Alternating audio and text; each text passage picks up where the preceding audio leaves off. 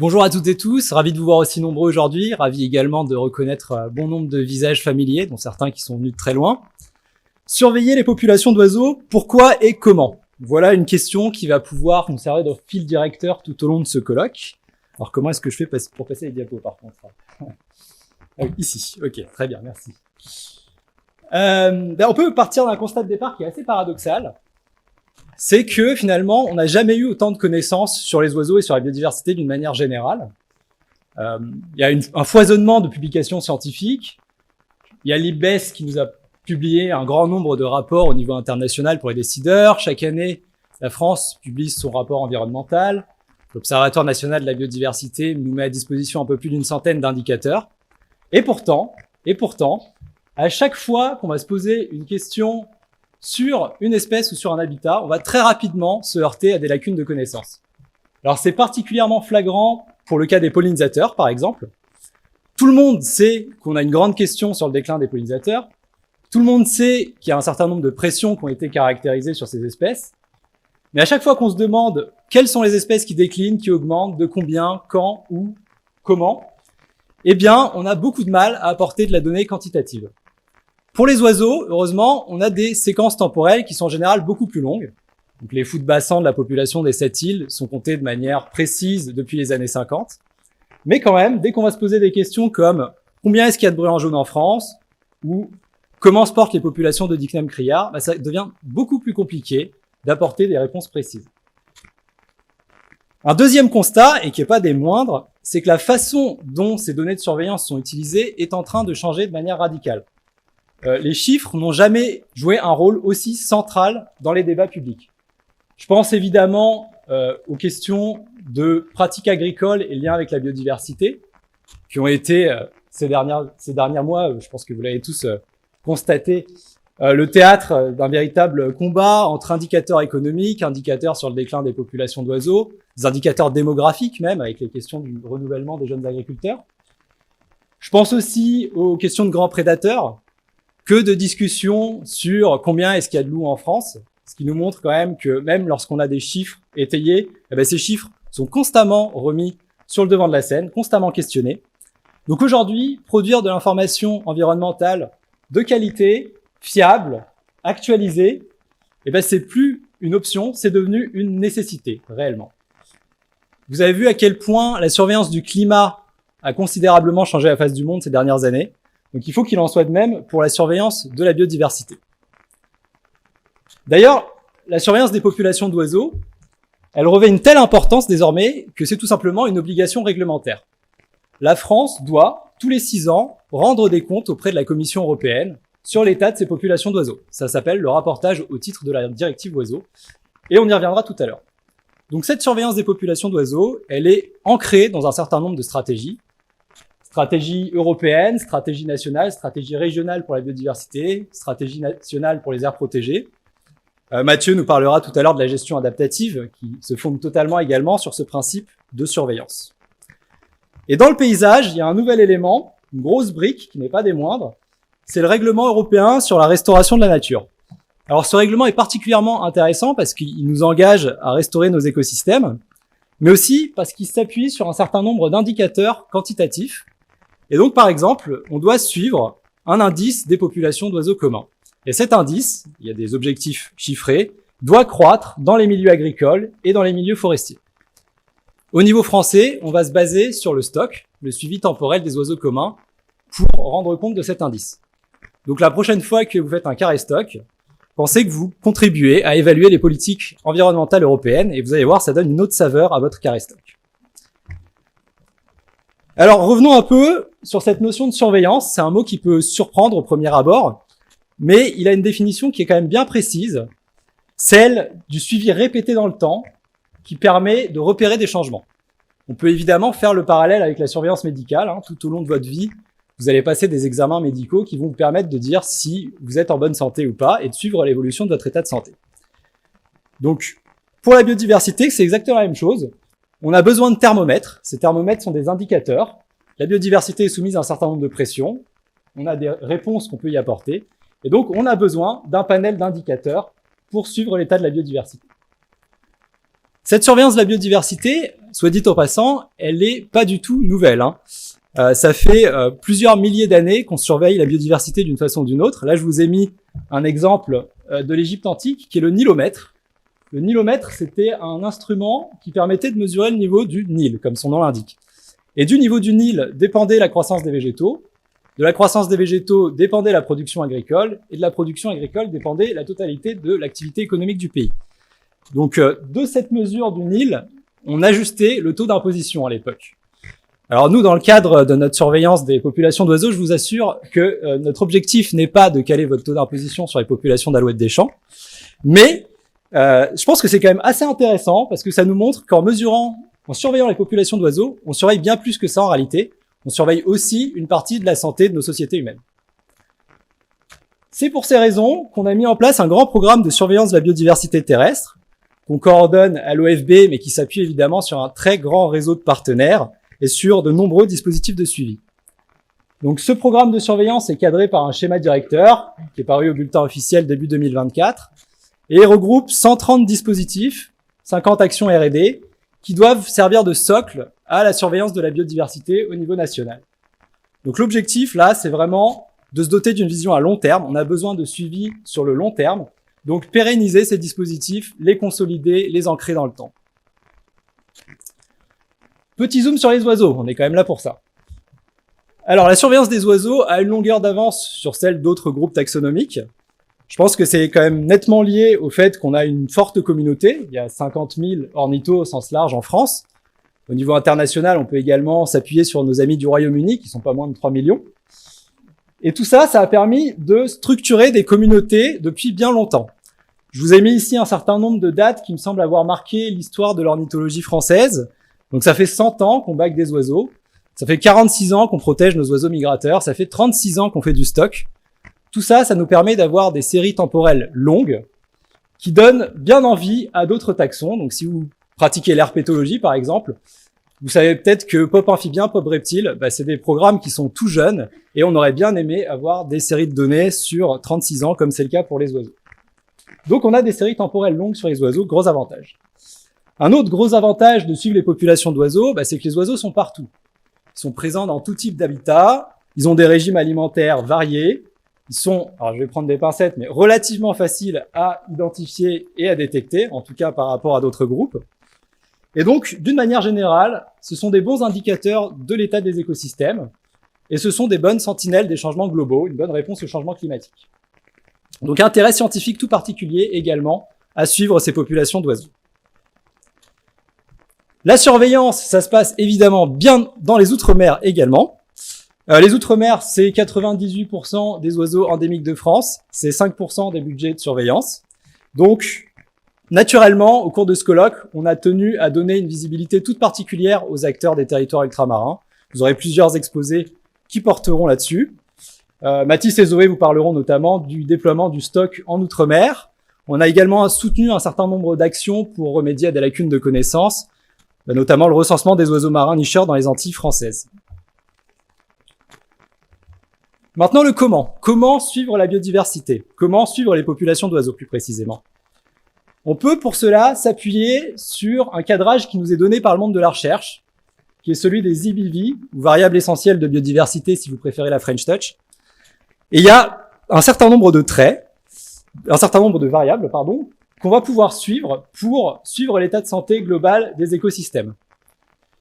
Parmi ces classes d'EBV, qui recoupent elles-mêmes encore en sous-détail des EBV, eh bien, il y a un certain nombre de classes qui vont nous intéresser tout particulièrement pour les oiseaux, en particulier population et très haut niveau populationnel. Donc les populations, parce que ce qui va nous intéresser en premier lieu, c'est les questions de distribution, de répartition. C'est également les questions d'abondance, donc les tailles des populations d'oiseaux, mais aussi leurs tendances, comment est-ce qu'elles évoluent dans le temps. Et puis les traits au niveau populationnel, parce que nos amis les oiseaux sont pour une bonne partie migrateurs, et donc c'est particulièrement pertinent de savoir quand est-ce qu'ils sont présents sur le territoire national, et quand est-ce qu'ils se reproduisent. Donc on va s'intéresser également à la phénologie. De manière très concrète, la surveillance, comment est-ce que ça fonctionne? Là, ce matin, en venant, j'ai entendu un verdier à Rochefort. Ce verdier, je peux le signaler dans mon application de saisie, et ça va produire une donnée opportuniste. cette donnée, elle est assez difficile à valoriser en tant que telle, puisqu'elle n'apporte pas vraiment d'autres informations qu'il y a parfois du verdier à Rochefort. Si je veux commencer à aller vers de la surveillance et répondre à des questions un petit peu plus élaborées, je vais devoir m'inscrire dans un cadrage particulier. Par exemple, si je reviens au printemps prochain à Rochefort, avec une optique précise, qui est celle de recenser les oiseaux nicheurs de la région. Je retrouve mon verdier, qui est cette fois-ci en train de nourrir des poussins au nid. Et bien là, je vais pouvoir lui mettre un code atlas, je vais pouvoir m'inscrire dans la dynamique d'un atlas, et ça va nous permettre de répondre à la question de la distribution du verdier en France. C'est comme ça qu'on a la distribution de l'espèce au niveau national.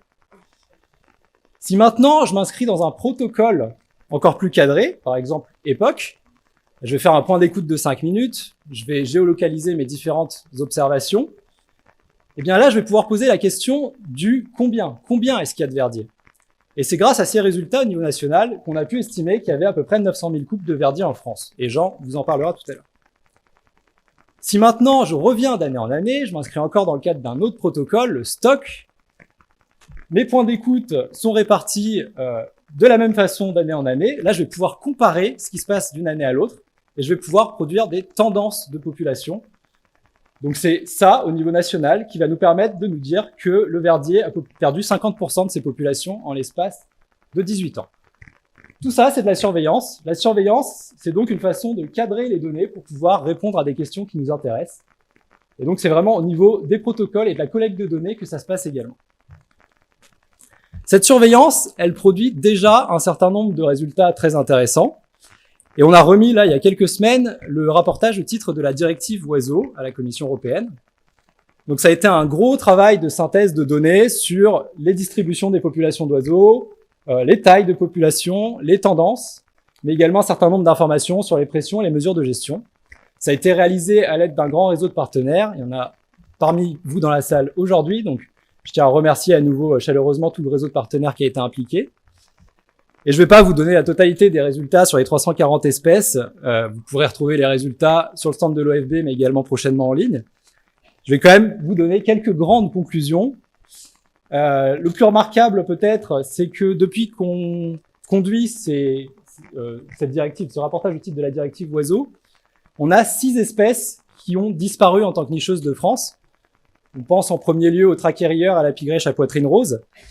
Mais il y a également des disparitions plus discrètes. La rémise penduline, qui ne niche plus de manière certaine en France. Le grèbe-joug gris, qui ne niche plus de manière régulière en France. La sterne arctique, qui ne niche plus depuis 2015. Et le pluvier guignard, qui, souvenons-nous, nichait jusqu'en 1997. Dans les grandes lignes, il y a à peu près 30% d'espèces qui progressent, 30% d'espèces qui déclinent, et seulement 10% qui sont stables. Donc la règle générale, c'est le changement. C'est des changements, et c'est des changements qui sont en général rapides. Si on regarde les espèces qui déclinent, pour la moitié d'entre elles, on a des déclins supérieurs à 35%. Donc on est sur des déclins qui ne sont pas compatibles avec des dynamiques naturelles de population. Ce qu'on peut remarquer également, c'est qu'il reste quand même 20% d'inconnus. Ça doit nous interroger. 20% d'espèces pour lesquelles on n'arrive pas à établir des tendances. On ne sait pas si elles augmentent ou si elles diminuent. Donc ça doit nous interroger sur notre façon de surveiller ces populations d'oiseaux. Voilà pour un certain nombre d'éléments introductifs sur la surveillance. L'un des gros travaux qui a été réalisé dans le cadre du rapportage au titre de la directive oiseaux, ça a été d'actualiser les aires de répartition des espèces de France. Et donc je vais laisser la parole à Jérémy pour cela, pour vous parler des atlas et notamment d'ODF.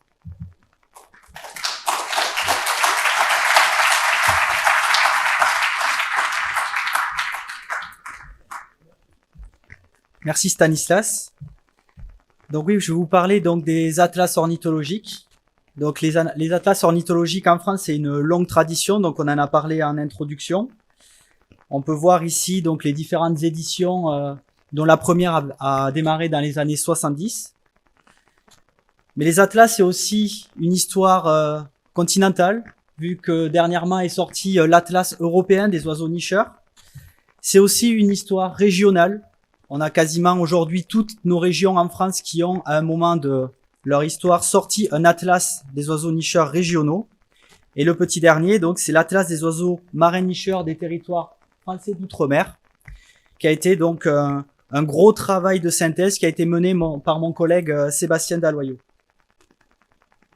Alors, à quoi servent les atlas ornithologiques? La première action, le premier objectif de ces atlas, c'est de déterminer les aires de répartition des espèces en fonction d'une période. Donc, ça peut être la période de reproduction, la période d'hivernage ou la période de migration. Et, donc, la période, c'est-à-dire une période temporelle, une année de début, une année de fin, et une phase biologique donnée. Donc, c'est ce que je disais, la reproduction, l'hivernage ou la migration. Donc, par exemple, lors de la période 2019-2024, on a pu mettre à jour l'aire de répartition en période de reproduction du bruin ortolan. Et on s'aperçoit à quel point cette espèce qui était jadis assez commune, aujourd'hui est vraiment très cantonnée uniquement au quart sud-est du pays. Une autre possibilité lorsqu'on réalise des atlas, c'est d'estimer des effectifs pour toute ou partie des espèces, principalement sur la période de reproduction. Donc c'est ce qu'on a essayé de réaliser lors de la dernière période, toujours pareil, 2019-2024, en mettant en place le protocole EPOC et EPOC ODF, qui nous a permis notamment d'estimer les effectifs nicheurs d'une 60aine d'espèces d'oiseaux en France. Et donc l'espèce qui est arrivée en tête, c'est la fauvette à tête noire, avec une estimation autour de 10 millions de couples. Et puis autre chose qui est aussi intéressante avec les atlas, c'est cette capacité à mobiliser massivement le réseau des observateurs. Donc il faut savoir que pour l'Atlas des oiseaux de France métropolitaine publié en 2015, il a été estimé que plus de 10 000 observateurs avaient participé en collectant des observations. Donc c'est vraiment des projets qui fédèrent les observateurs, mais aussi les associations autour d'un projet collaboratif. Alors à partir de 2021, la LPO a commencé à réfléchir à se relancer dans la grande aventure des atlas, mais cette fois-ci sous un format différent. Et tout ça parce qu'on était dans un contexte plutôt favorable au niveau réglementaire. En effet, on sortait du rapportage directive oiseaux qui avait mis en évidence son lot de lacunes de connaissances pour beaucoup d'espèces. Et également, on commençait à réfléchir sur les prémices de la surveillance de la biodiversité terrestre. On avait également un contexte naturaliste très favorable, avec l'avènement des bases de données naturalistes, les applis de collecte de données sur le terrain. Juste voilà pour vous donner un ordre de grandeur, près de 12 millions de données sont collectées quasiment tous les ans sur le portail Faune France. Donc ça vous montre bien la capacité que l'on a actuellement à travailler sur les oiseaux. Donc ce programme Oiseaux de France, donc on l'a appelé comme ça, programme Oiseaux de France, il a été lancé en 2021. C'est pas un atlas comme certains ont pu être réalisés par le passé, c'est-à-dire avec un projet éditorial à la fin. Là, on est vraiment sur un atlas digital où finalement la plupart des informations sont données sur une plateforme web. Donc c'est la plateforme Oiseaux de France. On y retrouve un module de prospection, c'est-à-dire que les observateurs vont pouvoir, sur leur territoire, dans leur commune, dans leur maille, pouvoir déterminer l'état des connaissances en termes de diversité d'espèces, les espèces qui sont manquantes par rapport à la période passée et ainsi orienter leur prospection pour compléter l'atlas. Une nouveauté aussi, c'est qu'on a élargi ce périmètre d'atlas au territoire ultramarin. Donc aujourd'hui, sur la plateforme Oiseaux de France, vous pouvez consulter les aires de répartition des espèces qui se retrouvent en Outre-mer. Mayotte, Guyane, Guadeloupe, la Nouvelle-Calédonie, la Polynésie française et même Saint-Pierre-et-Miquelon. Donc aujourd'hui, on peut consulter par exemple l'aire de répartition du pigargue à tête blanche à Saint-Pierre-et-Miquelon. Et enfin, le cœur du projet Oiseaux de France, les fiches espèces. Dans ces fiches espèces, on a une première partie qui est liée à la description générale de l'espèce, un petit texte, et puis derrière, un ensemble d'informations relatives aux tendances démographiques, mais également aux estimations des effectifs lorsque celles-ci sont disponibles. Donc sur cette illustration, vous pouvez voir pour l'alouette des champs, que sur la fiche espèce dans Oiseaux de France, vous avez accès à la tendance du choc, vous aurez aussi accès à la tendance du stock, et également à l'estimation des effectifs nicheurs à partir des époques. Donc c'est ça qu'on a voulu faire dans Oiseaux de France, c'est-à-dire essayer de renseigner toutes les informations les plus récentes possibles dans un même endroit pour vraiment avoir un bilan général de l'état de santé de nos populations d'oiseaux.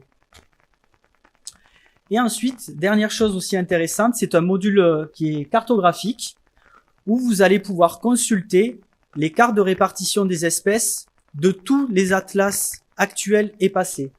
Donc en un clic, vous pouvez comme ça regarder l'aire de répartition de l'alouette des champs lors du premier atlas de Yettman, lors du second atlas des années 80, lors de la OFM et également sur la période récente Oiseaux de France. Donc je tiens juste à remercier chaleureusement la LPO Aura qui nous a accompagnés dans le développement de la plateforme Oiseaux de France. Donc je les remercie fortement. Et je remercie beaucoup aussi Marine Teneur, ma collègue, qui a pris les rênes de la plateforme depuis maintenant 2 ans. Donc merci à elle, c'est elle qui alimente, qui fait vivre et qui met à jour la plateforme. Donc Oiseaux de France, finalement, en faisant une nouvelle mesure dans le temps, sur la période récente, mais permet de poser la question de comment évoluer la diversité aviphonistique de métropole depuis les années 70. Donc on a 4 atlas, 4 mesures. Donc si on regarde sur la période de reproduction, donc voilà ce qu'on observe. Sur la première période, 70-75, on était à 272 espèces nicheuses. L'atlas suivant, 285. 2009-2012, 315. Et 2019-2024, 314 espèces. Donc finalement, on a une augmentation de près de 14% de la diversité aviphonistique entre la période des années 70 et la période actuelle, donc soit à peu près en 50 ans. Donc on a des espèces qui ont disparu, Stanislas en a parlé, je reviens pas dessus, mais on a surtout plus de 45 espèces aujourd'hui qui se reproduisent sur notre territoire. Si on regarde dans le détail, on peut faire un premier groupe qui concerne des espèces qui ont colonisé notre territoire de manière pérenne. Dans ces espèces-là, qui sont au nombre de 12, on retrouve beaucoup d'espèces d'échassiers. L'ibis fascinelle, la spatule blanche, la grande aigrette, mais aussi des rapaces, avec le pigargue à queue blanche qui a recommencé à nicher en métropole en 2011, si je me trompe pas, ou les lagnons blancs, qui est peut-être l'espèce la plus typique d'une espèce qui a colonisé en très peu de temps comme ça un territoire. Le deuxième groupe, on pourrait le qualifier d'espèces nicheuses occasionnelles, c'est-à-dire des espèces qui vont nicher en petit nombre ou de manière périodique. Et ces espèces-là, elles sont pas forcément simples à détecter. Donc c'est pas étonnant qu'aujourd'hui on en ait plus qu'avant, vu qu'on a beaucoup plus d'observateurs, beaucoup plus de perdus. On peut citer le fuligule niroca, on peut citer la guifette leucoptère, également le martinet cafre qui fera l'objet d'une présentation samedi avec sa reproduction désormais en Corse. Et puis les dernières espèces, donc on a le faucon cobès qui a niché en 2023, ou encore les tourneaux roselins qui a niché en 2020. Et le dernier groupe, c'est les espèces exogènes, et pour certaines, c'est des exotiques envahissantes. Donc là, on est autour de 20 espèces. On a beaucoup d'espèces d'anatidés, la bernache du Canada, l'ouette d'Égypte, le tadon de Casarca, mais également d'autres groupes comme la perruche à collier, des passereaux avec le capucin bec de plomb ou encore le Léotrix jaune. Alors, on a quand même des signaux qui nous font penser qu'on devrait continuer comme ça à avoir de nouvelles espèces qui vont s'installer. Je peux citer donc le cormoran pygmée qui, a priori, a niché en 2024 dans l'Ain, donc une nouvelle espèce pour notre avifaune nicheuse. On a aussi des signaux qui pourraient nous faire penser que certains passereaux orientaux pourraient s'installer en France, certains nichent en Suisse, certains nichent en Allemagne désormais, ou encore des espèces méridionales, l'iris mature à tête blanche, la sarcelle marbrée ou l'aigle ibérique, où les populations sont en plein essor et où les premiers nicheurs se rapprochent progressivement de la frontière française. Bon, l'avenir nous dira si je me trompe ou pas. Rendez-vous dans 10 ou dans 15 ans. Et bien évidemment, des espèces aussi exotiques, exogènes. Je pense à la conure veuve qui niche désormais tous les ans à Marseille. Aussi un petit passereau qui s'appelle le Paradoxornis de Webb, qui est pas facile à dire, qui aujourd'hui a une population férale de plusieurs milliers d'individus en Italie. Ou encore le canard à collier noir qui a eu un premier cas de reproduction en 2017 dans l'est de la France. Donc on a vu que la diversité aviphonistique avait plutôt progressé à l'échelle de la métropole au cours du temps. Mais comment a évolué la répartition des espèces?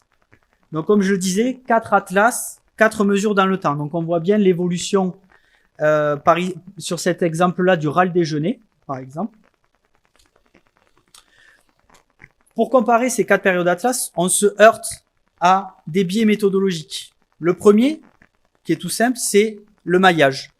Lors des atlas de 70 et 75 et l'atlas de 85-89, les espèces étaient renseignées au mailles de 20 par 27 km de côté. Sur les 2 atlas récents, on est sur un maillage de 10 par 10.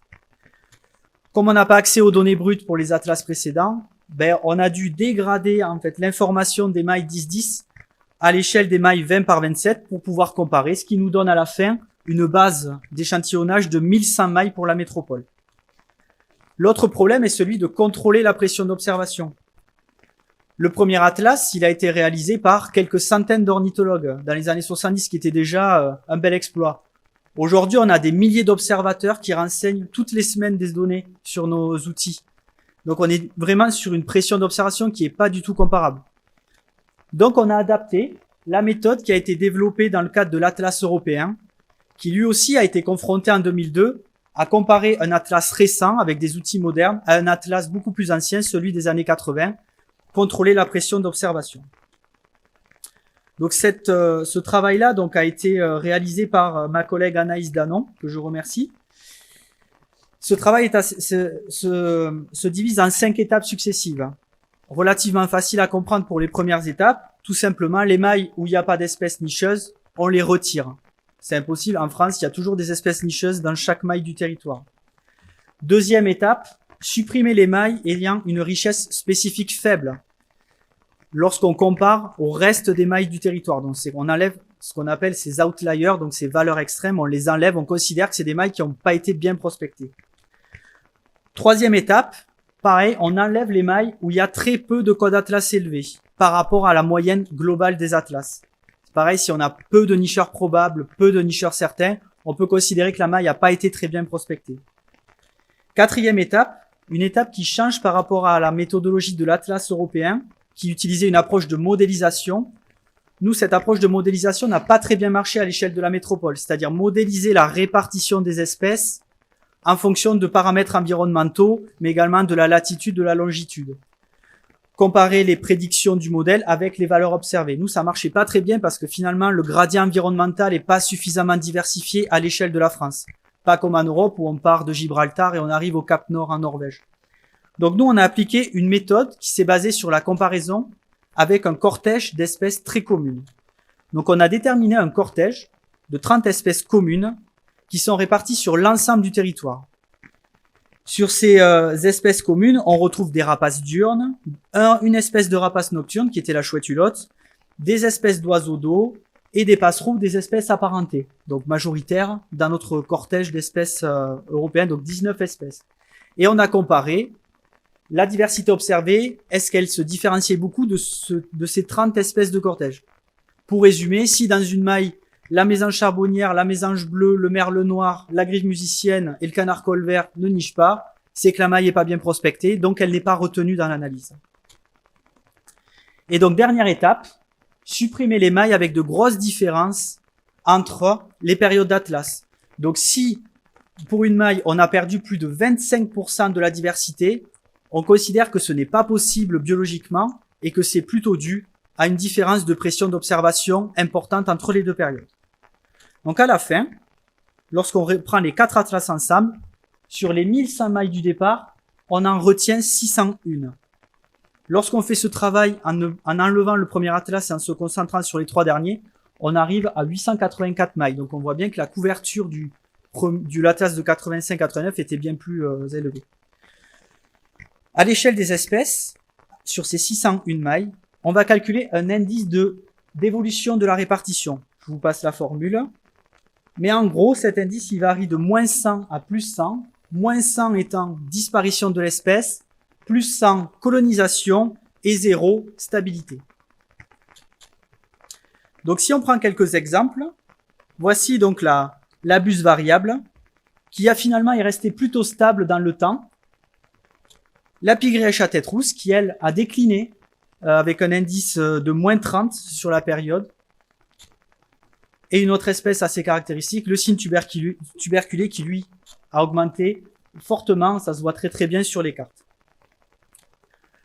Autre chose sur laquelle nous avons travaillé, donc nous nous sommes concentrés là cette fois-ci sur les 3 dernières périodes d'Atlas, les 884 mailles. On a regardé globalement comment a évolué la répartition des espèces dans notre territoire. Et on voit que on a 10% d'espèces qui ont colonisé, 45% d'espèces qui ont augmenté globalement leur répartition, 14% qui sont plutôt stables, 23% qui ont diminué, 1% donc qui a disparu, et 7% pour lesquels on est plutôt dans l'incertitude. Donc sur les espèces qui ont diminué, on retrouve les espèces classiques, l'alouette calandre, la pigrèche à poitrine rose, la guifette noire, la bécassine des marais, etc. Le brun ortolan, moins 32, le moineau friqué, moins 29, ou encore le traquet moteux, moins 28. Donc des espèces assez communes, jadis, qui aujourd'hui ont fortement rétréci leur aire de répartition.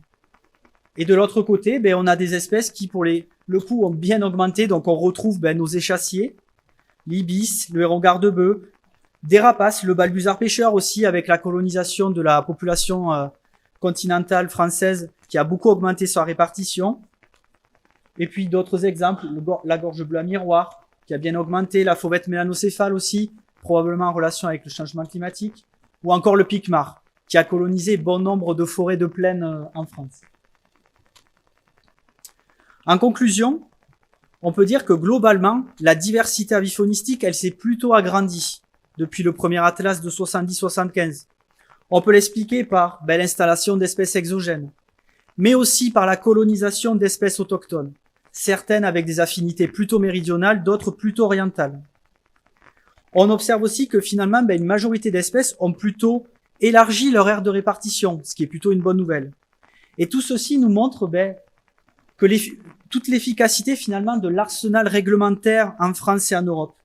C'est-à-dire que la loi de protection de 76 qui a protégé les espèces et protégé les espaces, également la directive oiseaux, mais aussi beaucoup les outils de conservation dont on dispose à l'échelle nationale ou à l'échelle européenne, les PNA, les LIFE. À la LPO, on est plutôt bien placé avec le pilotage de plusieurs PNA sur notamment les rapaces nécrophages. Donc tout ceci montre que ces dispositifs sont plutôt efficaces finalement pour conserver, pour protéger les espèces, et donc c'est très important de les préserver. Malgré tout, même si ça a l'air d'aller bien, on a des cortèges qui vont mal. Je le rappelle, les spécialistes agricoles, les spécialistes urbains aussi, on en parle moins, mais toutes les espèces du bâti vont mal. Les spécialistes montagnards aussi vont mal, menacés par le réchauffement climatique. Donc il faut pas les oublier, on assiste plutôt à une homogénéisation du cortège d'oiseaux à l'échelle du pays, mais les spécialistes, eux, par contre, trinquent fortement. Pour terminer, j'aimerais revenir sur les sciences participatives et donc sur les observateurs bénévoles qui participent. Donc on a vu, Stan l'a montré, qu'on a un besoin grandissant en connaissance sur l'avifaune.